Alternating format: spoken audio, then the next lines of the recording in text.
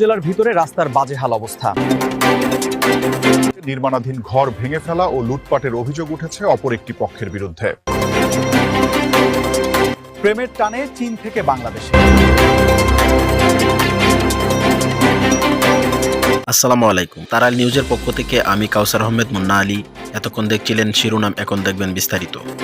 তারাল news, সপ্তাহের সংবাদ সবার আগে। উপজেলার ভিতরে রাস্তার বাজেহাল অবস্থা, এতে ভোগান্তিতে পড়ছে পথচারী। প্রায়ই হয়ে থাকে ছোট বড় দুর্ঘটনা। বৃষ্টির দিন আসলে রাস্তা ভরে যায়, তখন দুর্ঘটনা হয় আরো বেশি। কিশোরগঞ্জের তালাইল বাজারের গুরুস্থান মার্কেট রোডে জলাবদ্ধতার কারণে খানাখন্দ সৃষ্টি হয়েছে। এতে প্রতিনিয়ত পথচারী ও যানবাহন দুর্ঘটনার শিকার হচ্ছেন। বুধবার 20 মে বিকেল 3টায় একটি অটোরিকশা রাস্তায় উল্টে যায়। ঘটনাস্থলে উপস্থিত স্থানীয় দোকানিরা সঙ্গে সঙ্গে এসে গাড়িটি উদ্ধার করেন। স্থানীয়রা জানান, বর্ষাকালে রাস্তাটি জলমগ্ন থাকায় চলাচল অত্যন্ত ঝুঁকিপূর্ণ হয়ে ওঠে। অনেক সময় ছোটখাটো দুর্ঘটনা ঘটে, কিন্তু বড় ধরনের দুর্ঘটনা এড়াতে পারা যায় না। সাধারণ পথচারী ও ব্যবসায়ী সকলে বলেন, সরকারি উদ্যোগ ছাড়া এই সমস্যা কোনোভাবেই সমাধান হবে না। রাস্তাটির সংস্কার ও জলাবদ্ধতা প্রতিরোধে পদক্ষেপ প্রয়োজন।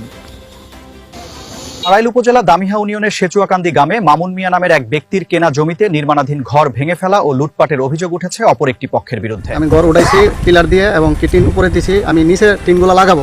এই জন্য এই বিষয় নিয়ে আমি থানায় অবগত হই। থানায় অবগত হওয়ার পরে ওখান থেকে মীমাংসা হয় নাই, দ্বিতীয় পক্ষের সাথে মীমাংসা হয় নাই।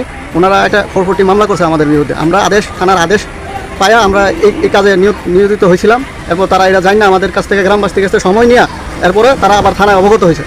অবগত হওয়ার কারণে তখন আমরা আবার কি করলাম, আমরাও থানায় গেলাম। থানার ওসির কথা না মানার কারণে ওসি বুঝাইছে যে জায়গা আপনারা বিক্রি করে গেছেন, আপনারাই আবার এই জায়গা এই কিভাবে নিতে চাচ্ছেন। আইসা দেখি বিবাদীগণ আমার মাল সামানা আমার ঘর বাড়ি ভাইয়া ফালাইয়া দিছে এবং কিছু মালামাল নিয়ে গেছে।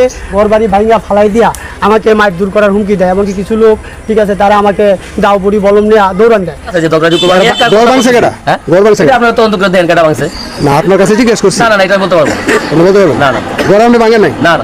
সকাল 6টার সময় আমি রিক্সা চালক, আমি কুশি যেতেছি টিপলিয়া। তখন দেখতেছি এই সালেক, মাসুদ, গেসু এরা টানটানি করতেছে মাল দিলুয়া এই ঘর বাংতাছে। প্রেমের টানে চীন থেকে বাংলাদেশে। অ্যাটিং অ্যাপসে প্রেম করে চলে এসেছে চীনা নাগরিক বাংলাদেশে। বিস্তারিত আবুল কাশেম।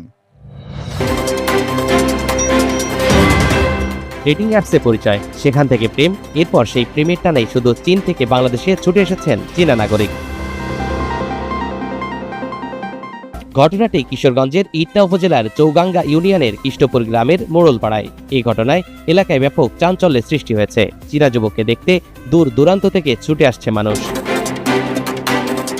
চীনা নাগরিক গাও ওয়ান, তিনি চীনের হেনান প্রদেশের শিনচিয়াং শহরের মুয়ে জেলার বাসিন্দা।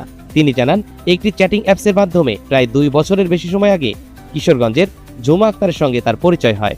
আর পরিচয় থেকেই তাদের মধ্যে সখ্যতা গড়ে ওঠে। কিশোরগঞ্জের নজরুল ইসলাম ও পাখি আক্তার দম্পতির মেয়ে ঝুমা আক্তার। সে কৃষ্ণপুর আজিজিয়া দাখিল মাদ্রাসা থেকে 2023-24 শিক্ষাবর্ষে দাখিল পাশ করেন। বর্তমানে চৌগাঙ্গা পুরানবাজার কামিল মাদ্রাসার প্রথম বর্ষের শিক্ষার্থী। ভালোবাসার মানুষটিকে কাছে পেয়ে সেও উচ্ছ্বসিত।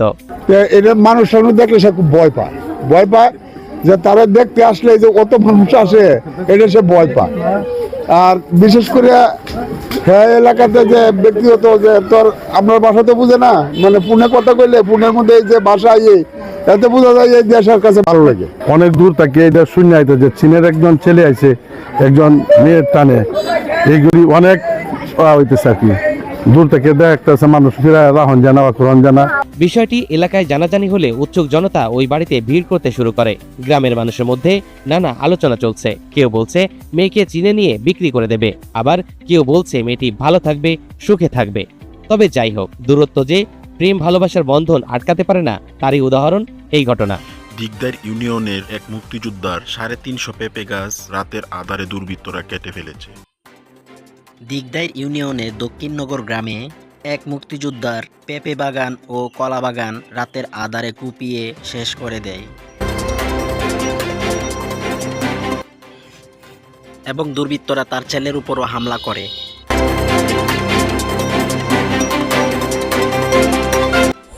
প্রথমবার এই জায়গাটা এখানে বন্যা ছিল, আচ্ছা এই গরু ছিল, এই জালনা ভাঙে জালের বেলা করলে তাড়াইল উপজেলার সকল তথ্য পেতে এই চ্যানেলটি সাবস্ক্রাইব করুন এবং ফলো করুন ফেসবুক পেজ। আপনার গুরুত্বপূর্ণ তথ্য তুলে ধরতে এই চ্যানেলটির সাথে যোগাযোগ রাখুন। ধন্যবাদ সকলকে। আসসালামু আলাইকুম।